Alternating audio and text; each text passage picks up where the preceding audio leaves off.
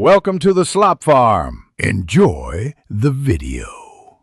You need power and connectivity first. Put the watch on its charger and make sure it shows charging, then keep your iPhone nearby with Wi-Fi and Bluetooth on. Once done, open the watch app on the iPhone, tap General, then Software Update. You'll see available updates. Tap Download to begin. This step checks compatibility and downloads the package to your phone so the install on the watch can run smoothly without interruption or data loss. Now you download and stage the update. You tap Download, and the iPhone transfers the file to be ready for the watch. Keep both devices close so Bluetooth and Wi-Fi stay connected. Make sure the watch remains on its charger and the iPhone stays unlocked while the transfer and verification run.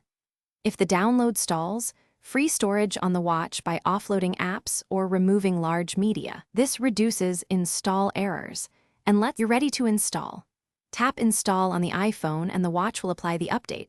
This may take 10-30 minutes and the watch will restart when finished. Make sure the watch stays on the charger and nearby.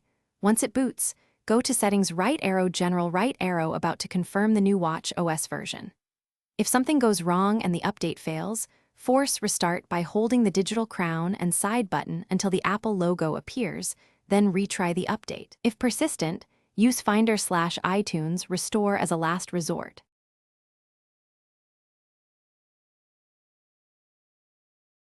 Thanks for watching.